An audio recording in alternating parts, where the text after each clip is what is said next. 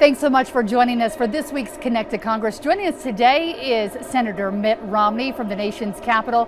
Thanks for being with us this week. We want to start off with some of the news of the day. You just sent a letter to the Pentagon concerned about the president's emergency declaration that would divert funds from Utah towards building the wall. Tell me where those funds would be taken from. Well, there's been a list put together by the administration of all of the potential sites from which funds would be drawn to build the wall. It doesn't mean that those are the sites from which funds would actually be taken, but because one of the aspects of Hill Air Force Base is on the list, and that's the monitoring center at the testing range, we wanted to make sure that this is a very important priority, not just for Utah and Hill, but for the nation. The test range that we have in the desert in Utah is the largest piece of land for this kind of testing that goes on anywhere in our country. We want to make sure that it's able to be used for those that are in our Air Force. So if this money is diverted to the border wall, is this a security issue? Well, there's no question but that the border wall represents a real need of our country to help reduce the flow of drugs and also to keep people from just walking into the country. We have a real crisis at the border right now. The numbers over the last couple of months have just surged to such a level that those responsible for providing for our security are just hardly able to keep up. And this is largely children, unaccompanied children, as well as families, and our facilities to hold them are not large enough. We just can't keep up with it. So we really do need to complete the wall, as well as do other things to make sure that we enforce our border. If we're talking about choices right now where we're sending that money to the border wall right now, we're trying to keep projects going like this one at Hill Air Force Base, where we've got aging buildings, aging infrastructure. Which is the more important right now?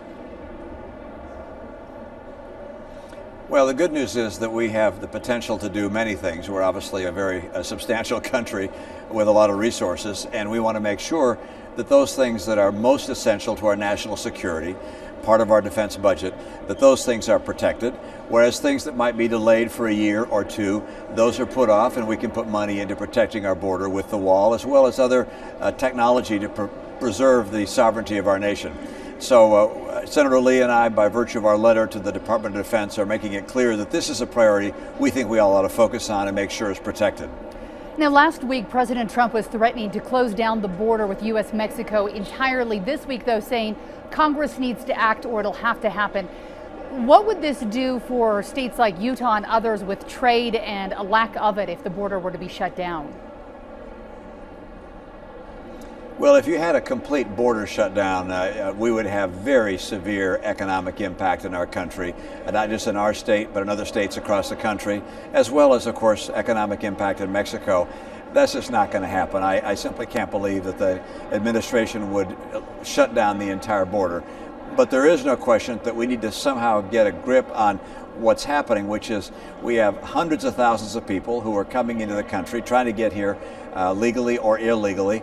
And frankly, if some of the Democrats who propose taking away the border wall and just letting anybody come in recognize that there would be millions of people, largely from Central America as well as Mexico, who would just flood across the border. And that just can't happen. We need to bring people in that meet our qualifications and are metered based upon our need in our country for additional population and for workers with the skills that we need in agriculture as well as in our other parts of the economy.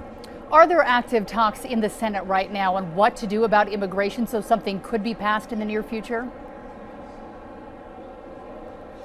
I don't think you're going to see anything done on an immediate basis with regards to a reform program for our immigration system.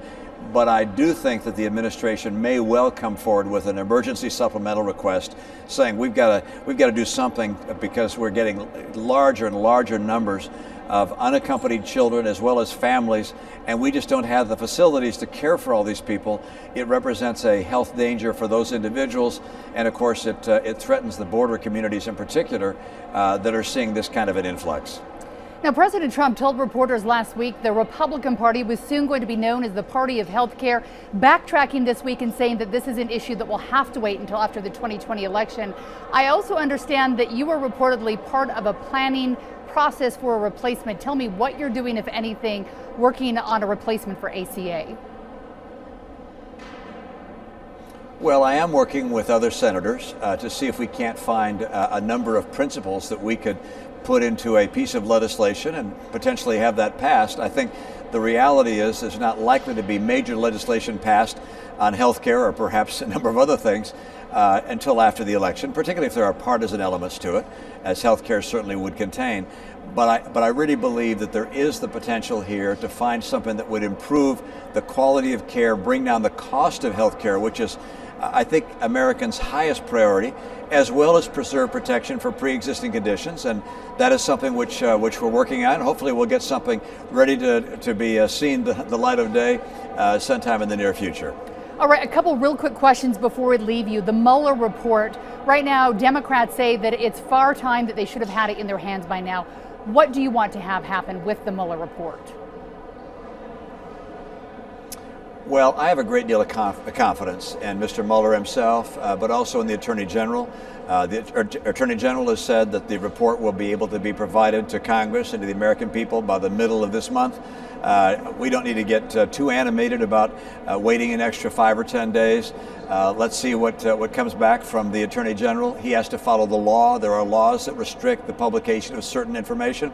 There are also certain names that probably have to be redacted. If it's not acceptable, why, we'll have to address it at that point. But right now, let's give the Attorney General the benefit of the doubt and wait for the report to be released. But don't forget, the conclusion of the report is pretty straightforward, and that is the president did not engage in collaboration with the Russians, nor did his campaign, and that's, after all, the major issue that was being considered by the Mueller investigation. All right, Senator Romney, unfortunately we are out of time. We know you have a lot on your plate with paid family leave and the drought contingency you're working on. We will get to those issues next time, but thank you so much for joining us today.